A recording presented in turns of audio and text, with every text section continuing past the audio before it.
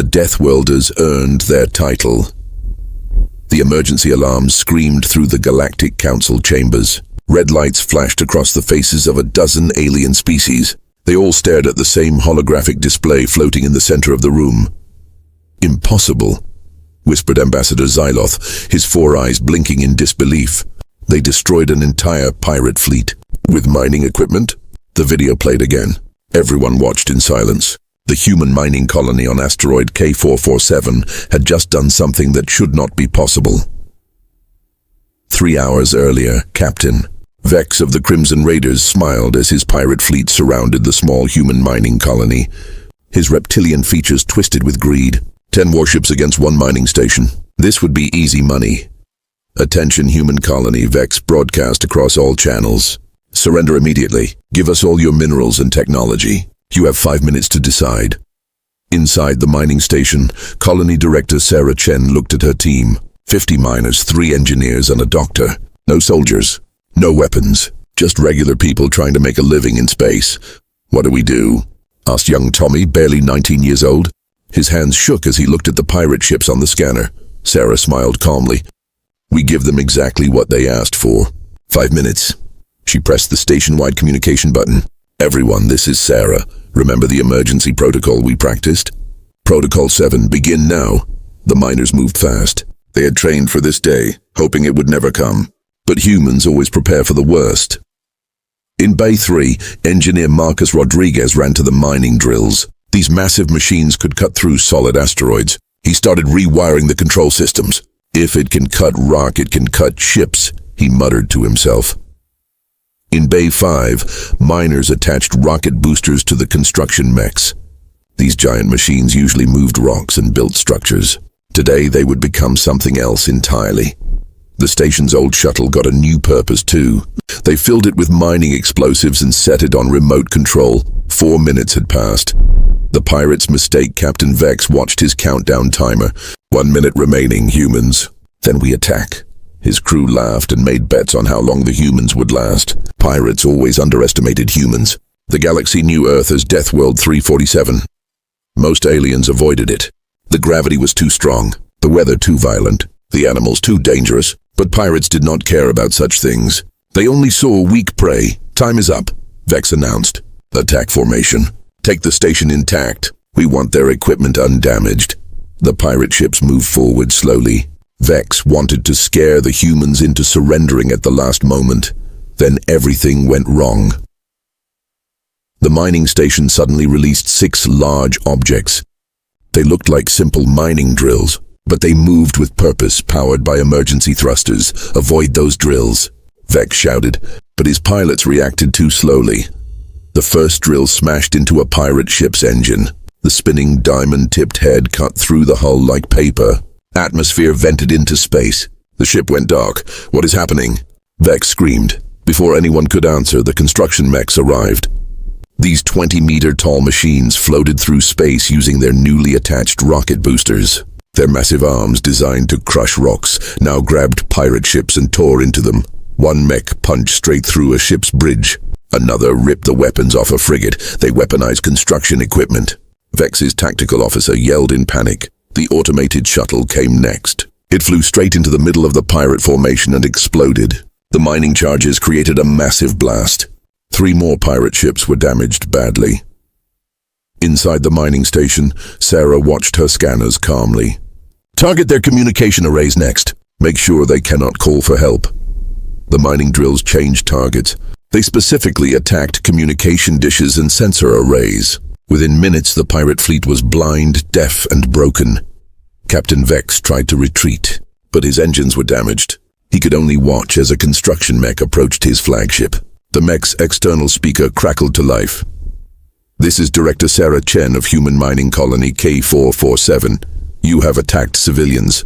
You made a very big mistake. Now you will surrender, or we will dismantle your ships piece by piece." Vex looked at his destroyed fleet. 10 warships defeated by miners and construction workers. His pride was gone. Only fear remained. "We surrender," he whispered. Back at the Galactic Council, the video ended. Silence filled the chamber. Ambassador Xyloth spoke slowly. "If their miners can do this, What can their actual soldiers do? Another ambassador, a crystalline being called Zava, added nervously, "We have reports that a human military fleet is approaching this sector." They heard about the attack. Everyone in the room felt the same cold fear. Humans were not just survivors. They were adapters. They were problem solvers. They were Deathworlders, and the galaxy was about to learn what that truly meant. The holographic display changed. It now showed dozens of human warships emerging from faster-than-light travel. They moved with deadly precision toward the Galactic Council's space. Ambassador Xyloth's voice shook. "Contact them immediately. Tell them we want peace. Tell them we will punish the pirates ourselves." But deep in his heart, he knew the truth. This was just the beginning. Apex stars, the human reputation. Spreads Admiral Krath of the Zarn Empire watched the battle footage for the 7th time. His 3-fingered hands trembled as he paused the video. The image showed human miners defeating trained pirates with mining tools. "They fight like they have nothing to lose," he whispered to himself. His dark eyes reflected genuine fear. Behind him, his second officer cleared his throat. "So the Council wants your analysis. Should we be worried about these humans?" Krath turned off the display. "Worried? No, we should be terrified." The galaxy learns the truth news of the mining colony battle spread across the galaxy like wildfire. Every species wanted to know more about humans. Research teams worked day and night, gathering information about Earth and its people. The reports shocked everyone. Dr. Vimara, a Centauri scientist, presented her findings to the Galactic Science Academy. Her voice carried disbelief as she read the data. Earth's gravity is 3 times stronger than standard habitable worlds. Most of us would be crushed just standing on their planet. She brought up images of Earth. Their atmosphere contains oxygen at dangerous levels. It would poison most species within hours. She continued scrolling through data. Their planet has extreme weather. Hurricanes with winds that could tear apart our buildings. Temperatures that range from freezing cold to burning heat. Earthquakes, volcanoes, tsunamis. Another scientist interrupted. "But surely they have safe zones." "Protected areas?" Vimara laughed bitterly. "The entire planet is a death trap. Even their oceans contain creatures that can swallow ships. Their lands have predators with teeth designed to kill. And humans, they are the apex predators of this nightmare world." The room fell silent. Finally, someone asked the question everyone was thinking. If their planet is so deadly, how did they survive? Vimara displayed a chart showing human evolution. They did not just survive. They adapted. They became stronger, faster, smarter. They learned to hunt the hunters. They turned a death world into their home. One scientist stood up quickly. "Then we must avoid them. Keep them contained in their sector. Never provoke them." But it was already too late. The Zarn Empire's arrogant Emperor Thraxus of the Zarn Empire sat on his throne, laughing at the reports. The Zarn were the most powerful military force in 3 sectors. They had conquered over 100 worlds. They feared nothing. Deathworlders, Thraxus mocked. "What a ridiculous title. Send me Admiral Krath. I have new orders for him." When Krath arrived, he immediately sensed trouble. The Emperor's eyes gleamed with ambition. "Admiral, you will take our 7th Fleet to Earth. Show these humans that the Zarn Empire does not fear Deathworlders. Demand they submit to our rule." Krath's blood went cold. "Your Majesty, I strongly advise against this action. The humans are dangerous. We should observe them longer before." "Are you questioning my command?" Thraxus's voice turned sharp like a blade. Krath bowed his head. "No, Your Majesty. I will prepare the fleet immediately." As Krath left the throne room, he knew this mission would end badly. But orders were orders. The warning 2 weeks later, the Zarn fleet arrived at the edge of human space. 500 warships, the pride of the Empire. They sent their demands to Earth. The human response came from Ambassador James Morrison. He appeared on the communication screen, looking tired and worried. "Admiral Krath, please reconsider this action. We do not want war. The Zarn Empire is powerful and respected. There is no need for conflict between our people." Krath wanted to agree, but he had his orders. "The Empire has given you a choice.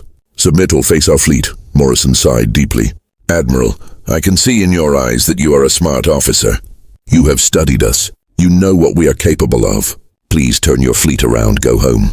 Tell your Emperor that some fights are not worth fighting. Your warnings mean nothing, Krath lied. Inside his heart raced with fear.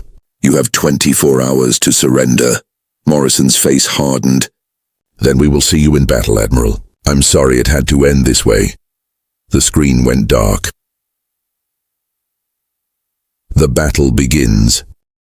Recall all ships, Krath ordered quietly. Emergency retreat. Maximum speed. Sir, the Emperor ordered us to. The Emperor is not here, Krath snapped. He does not understand what we face. Humans did not evolve as prey animals hiding from hunters. They evolved as the hunters. They are apex predators. And we are prey. His bridge crew stared at him in shock. The Zarn Empire had never retreated. Never. Their pride would not allow it. But pride was a luxury. Survival was a necessity. Sir, the remaining fleet is attempting to break orbit, but the human naval ships are surrounding us. We are trapped. Krath closed his eyes. Of course. The boarding actions were just the beginning. The real human fleet had waited, watching, planning. His communication panel blinked. An incoming message from the humans. Krath accepted it. Admiral Catherine Rodriguez appeared on screen. Her face was calm, almost kind. Admiral Krath, she said simply. This is your one chance. Leave now. Take your remaining ships and go home. Never return. Krath found his voice. You could destroy us. Why spare us? Rodriguez smiled slightly. Because mercy is also a human trait. We do not kill for sport. We do not destroy for pride. You made a mistake. You attacked us. We defended ourselves. The lesson is taught. Now leave, but do not test us twice. Krath felt tears in his eyes. Relief and shame mixed together. What about our captured ships? Our soldiers? Your soldiers are unharmed. We will return them and the ships through neutral space in 1 week. But Admiral, her voice became hard as steel. Make sure your Emperor understands. Tell him what you saw here. Tell him what humans can do. Tell him that we showed mercy once. We will not show it again. The screen went dark. Krath turned to his navigator. Set course for home. Maximum speed. The surviving Zarn ships limped away from Earth. Out of 1,000 warships, only 400 remained under Zarn control. The others floated in space, captured by small human boarding teams. The message spreads. Within days, the story reached every corner of the galaxy. The mighty Zarn Empire, defeated by a species they had called weak. Defeated not by superior numbers or better weapons. Defeated by strategy, by adaptation, by the instincts of born hunters. On dozens of worlds, military leaders gathered to watch the recovered footage. They saw Zarn soldiers hunted in darkness. They saw humans moving through ships like they owned them. They saw what happens when prey tries to fight a predator. The title Deathworlders suddenly made perfect sense. But on Earth, Admiral Rodriguez stood in her office, looking at reports with concern. Her aide noticed her expression. Ma'am, we won a great victory. Why do you look worried? Rodriguez pointed at intelligence reports on her desk. Because 12 other species just formed something called the Coalition Against Deathworlders. They are planning something, and this time, they will not make the same mistakes the Zarn made. She looked out the window at Earth, beautiful and deadly below. The galaxy is afraid of us now, and fear makes people do desperate things.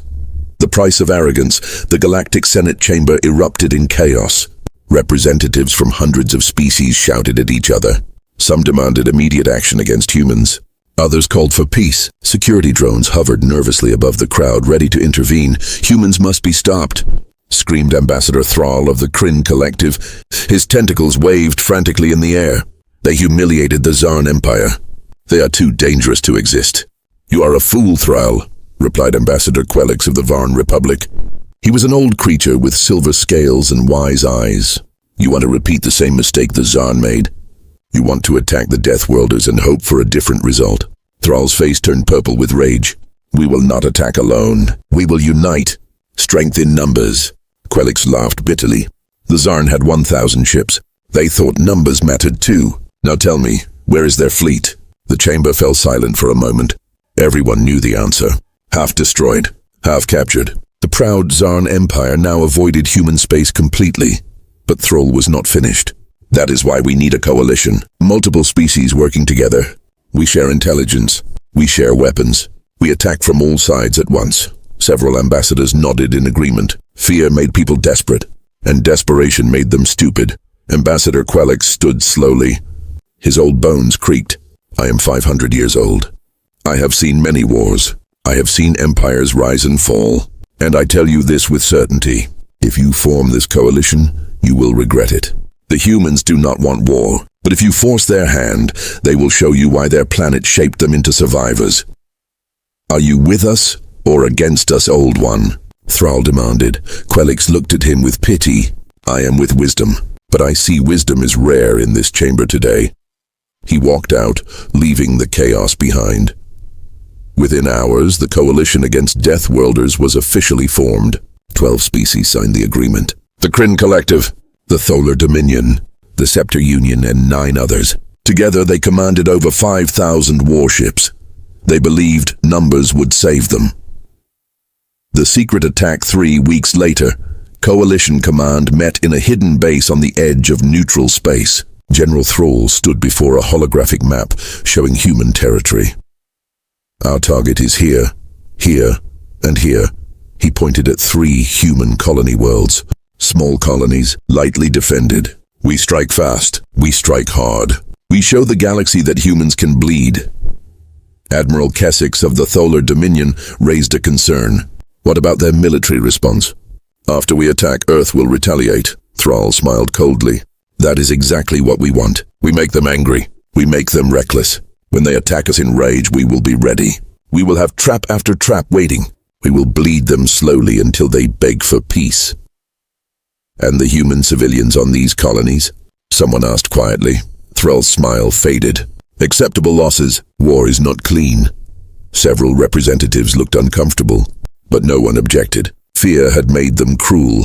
The attack was planned for exactly midnight, Earth Standard Time. The attack colony World Harmony was home to 30,000 humans, farmers, scientists, teachers, and families. They had come to this peaceful world to build a new life. The planet had beautiful oceans and gentle weather. Children played in the streets without fear. At midnight, Coalition warships appeared in orbit without warning. They did not send demands. They did not give chances to surrender. They simply fired. Orbital bombardment turned farms into fire. Cities became rubble. The colony's small defense station was destroyed in the first minute. Emergency shelters saved some civilians, but thousands died in the initial attack. The same scene played out on Colony World New Hope and Colony World Promise. 3 peaceful human settlements attacked without mercy, without reason, without honor. Total human casualties, 12,000 civilians, dead, most of them families with children. The Coalition broadcast their victory across the galaxy. This is what happens to Deathworlders who threaten peaceful species. This is justice. Then they waited for the human response, Earth's silence.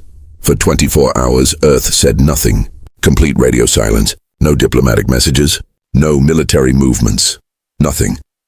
The silence was more terrifying than any threat. On the Coalition command station, General Thrall paced nervously. Why are they not responding? Why are they not attacking? Maybe they are afraid, Admiral Kesix suggested. But his voice lacked confidence. No, Thrall whispered. Something is wrong. They are planning something. He was right. Humanity's response on Earth, in the Global Defense Command, every military leader sat in absolute silence. They had watched the attack footage. They had seen their people murdered. Men, women, children. Fleet Admiral Catherine Rodriguez stood before them. Her face was carved from stone. Her eyes burned with cold fire. 12,000 of our people are dead, she said quietly. Civilians, non-combatants, they were attacked without warning, without mercy. She pressed a button. The holographic display showed 12 planets, the home worlds of every Coalition species. 24 hours passed. The Zarn fleet moved toward Earth's outer colonies. They expected human military ships to meet them in formation. They expected traditional space combat. They were wrong. As the Zarn fleet entered the asteroid field near Europa Station, Admiral Krath noticed something strange. His sensors showed only 30 human ships, just 30 against 500. This will be easier than I thought, his tactical officer said confidently. Then the asteroid started moving. Sir, the asteroids, they have engines attached. They are launching toward us. Krath watched in horror as hundreds of small asteroids, equipped with simple rocket boosters, flew into his fleet formation. His ships had to break apart to avoid collisions. The perfect military formation became chaos. "Regroup," Krath ordered. "Maintain discipline." But the humans were not finished. The 30 human ships did not attack head-on. Instead, they used the asteroids as cover. They appeared, fired missiles, then disappeared again. Hit and run. Over and over. They are using the environment as a weapon. His tactical officer shouted. A human ship flew close to a large asteroid. A Zarn cruiser followed it. The human ship suddenly activated emergency thrusters and escaped. The Zarn cruiser could not turn fast enough. It crashed into the asteroid at full speed. Another human tactic surprised them even more. They used small drones that attached to Zarn ships and disrupted their sensors. The Zarn ships started shooting at each other by mistake. Within 2 hours, Krath had lost 40 ships. The humans lost only 3. Fall back. Retreat to safe distance, Krath ordered. His fleet pulled back, damaged and confused. These humans did not fight like any enemy the Zarn had ever faced. They were creative, unpredictable, deadly. Krath opened a secure channel to the Emperor. His face was grim. "Your Majesty, we need reinforcements." "Many reinforcements. These Deathworlders. They earned their title." The Emperor's rage back on the Zarn homeworld. Emperor Thraxus threw his communication device across the room. 40 ships lost in the first battle. Impossible. Send everything we have. He screamed at his military council. "I want 1,000 ships at Earth. I want these humans crushed. Show the galaxy that no one defies the Zarn Empire." His advisors rushed to obey. Within days, the largest Zarn fleet ever assembled began moving toward human space. In the Human Defense Command on Earth, Fleet Admiral Catherine Rodriguez watched the reports come in. She stood before a holographic map showing the approaching Zarn armada.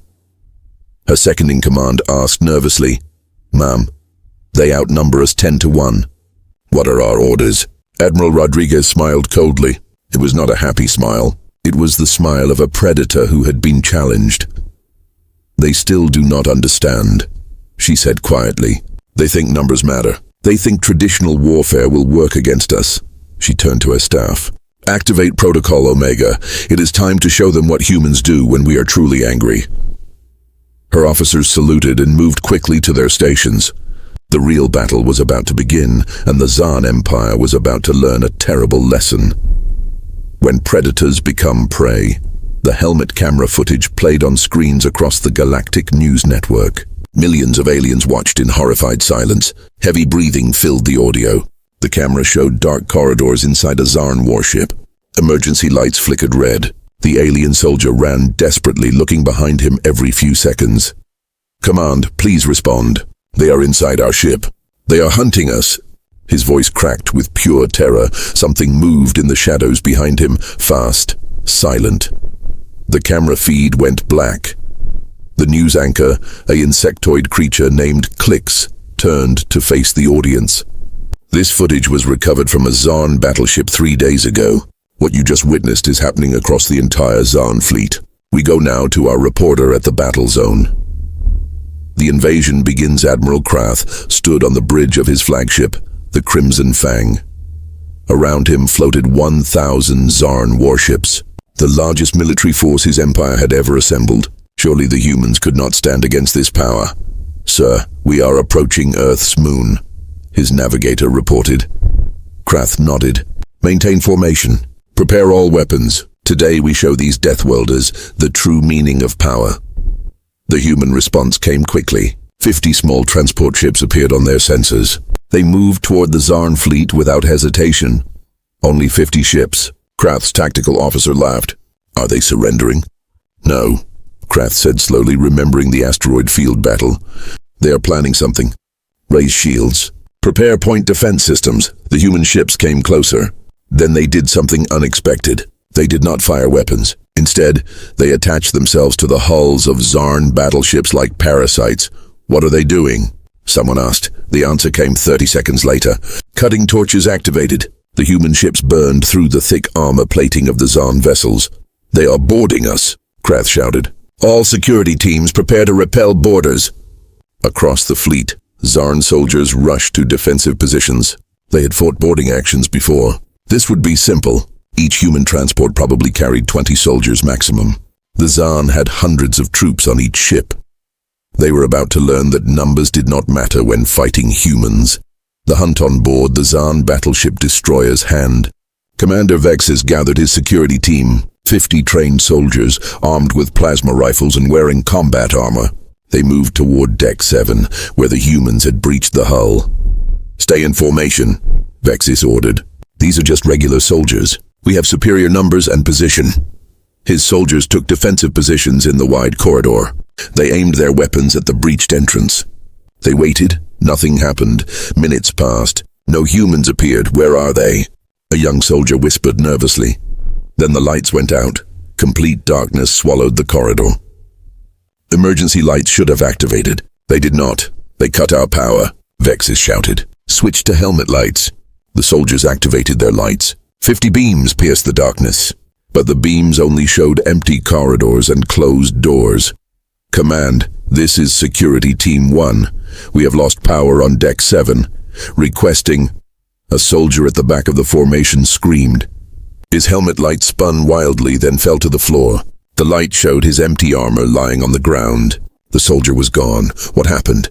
Vexis demanded. "Report!" Another scream, this time from the middle of the formation. Another soldier disappeared without anyone seeing what took him. Panic spread through the Zaan soldiers. They fired randomly into the darkness. Their plasma bolts lit up the corridors for brief moments. But they saw nothing.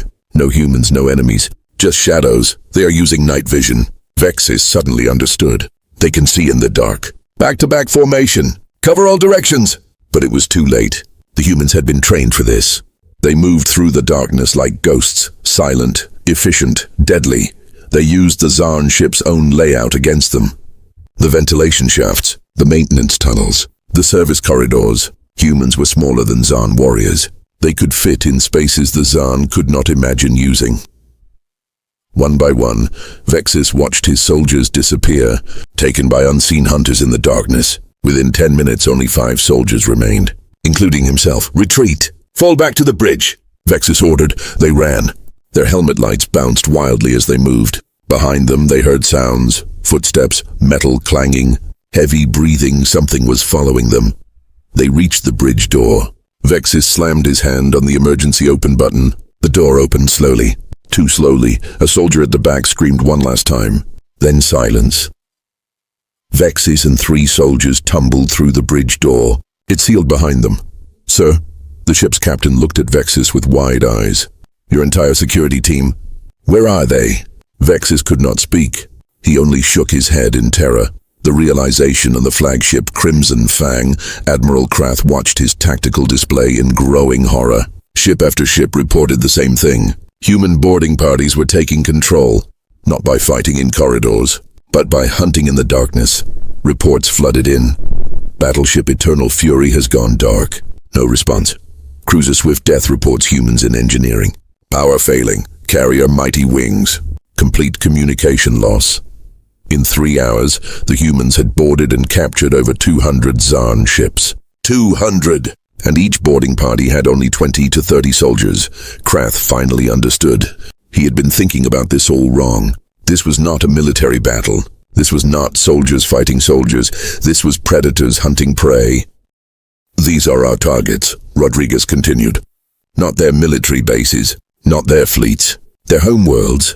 A young captain spoke up nervously. "Ma'am, are we going to bombard civilian centers? Like they did to us?" Rodriguez's expression hardened even more. "No, Captain. We are not like them. We will not kill their innocence, but we will make them understand fear." She expanded the tactical map. "Every human fleet will move simultaneously. Within 6 hours, we will have ships in orbit around every coalition homeworld. We will not fire a single shot. We will simply surround their most precious planets." Understanding dawned on the faces around the room. "We show them that we could destroy everything they love," Rodriguez explained. "We put their families at risk just like they risked ours. Then we give them one chance to surrender." "And if they refuse?" someone asked. Rodriguez's voice became colder than deep space. "Then they learn why we are called Deathworlders." The message. 6 hours later, coalition leaders received the same message on all their channels. Admiral Rodriguez appeared on every screen. Behind her stood the entire human military command. Their faces showed no mercy, no forgiveness. Leaders of the coalition against Deathworlders, Rodriguez began. Her voice was calm, too calm. You attacked our civilians. You killed our families. You murdered our children. You did this to prove that humans can bleed. She paused. You were right. We can bleed. We are not invincible. We are not gods. We are just people trying to survive in this galaxy. The holographic display behind her changed. It showed coalition homeworlds. Around each planet, human warships waited in perfect formation. But we are also very, very good at survival. Rodriguez continued. Right now, human fleets surround your most important worlds. Your families, your children, your innocence. We could bombard them right now. We could do to you exactly what you did to us. Coalition leaders watched in growing horror. Some tried to mobilize their fleets, but human ships had already disabled orbital defense platforms. Not destroyed them, just disabled them. The message was clear. We could have killed you already. We chose not to. You have 1 hour to decide, Rodriguez stated. Surrender unconditionally. Disband your coalition. Face galactic justice for your war crimes, or, she leaned forward, or learn what happens when you truly anger Deathworlders, when we stop showing mercy, when we stop being kind, when we become the monsters you think we are. The screen showed a countdown timer. 1 hour. Choose wisely, Rodriguez finished, because this is your only chance. The transmission ended. The coalition's panic in the coalition command station. Absolute chaos erupted. General Thrall screamed orders that no one followed. Ambassadors tried to contact their homeworlds. Military officers argued about impossible strategies. How did they move so many ships so quickly? Admiral Keswick shouted. Our intelligence said they only had 500 capital ships. They lied. Someone screamed back. Or we underestimated them again. Thrall grabbed his communication panel. All coalition fleets converge on the human positions. We can still save our worlds. Sir, a tactical officer said shakily, our fleets are scattered across 20 sectors. It would take days to gather them. The humans will have all the time they need to do what? Thrall demanded. To kill billions? They will not do it. Humans showed mercy before. They will show mercy again. Will they? Keswick asked quietly. We killed their children, Thrall. We murdered their innocence. We crossed a line that should never be crossed. Thrall looked at the countdown timer. 45 minutes remaining. For the first time, he realized the terrible truth. The coalition had not trapped the humans. The humans had trapped the coalition. The unexpected visitor. With 30 minutes remaining on the countdown, something impossible happened. Every screen in the coalition command station flickered. A new signal overrode all communications. Even the secure military channels, the image that appeared made everyone freeze. It was not human. It was something else entirely. A face that looked almost mechanical. Eyes that glowed with inner light. A voice that sounded like it came from the depths of space itself. Greetings, younger races, the being said. We are the architects. We have been watching your conflict with great interest. General Thrall found his voice. Who are you? How did you breach our systems? The being's expression did not change. We are old. Older than your civilizations. We have seen this galaxy grow and change for millions of years. And we have a message for all of you. What message? Someone asked. The architect's eyes seemed to look directly at each person simultaneously. The Devourers are returning. The ancient enemy that nearly destroyed all life in this galaxy 10,000 years ago. They are coming back, and they are hungry. The screen changed. It showed dark space tearing open. Massive ships emerged, thousands of them, each larger than a moon. They moved with terrible purpose through the void. The Devourers will arrive in this sector within 1 month, the architect continued. You may fight each other, or you may fight them, but you cannot do both. Thrall's legs felt weak. Why are you telling us this? Because we cannot fight them alone anymore, the architect admitted. We need the younger races, all of you, including the humans. The being looked directly at the human fleet positions, especially the humans. Deathworlders have something the galaxy needs. The will to survive, the refusal to give up, the ability to adapt to impossible situations. The transmission started to fade. Choose quickly, young ones. Choose wisely. United, you might survive. Divided, you will all perish. The screens went dark. Silence filled the Coalition command station. Then, slowly, everyone turned to look at the countdown timer. 15 minutes remaining. General Thrall sat down heavily. His hands shook. What do we do? Admiral Kessex looked at him. We surrender. We surrender right now, and we pray the humans are merciful enough to help us survive what is coming. Thrall pressed the communication button with trembling fingers. This is General Thrall of the Coalition against Deathworlders. We surrender unconditionally, and we beg for your help.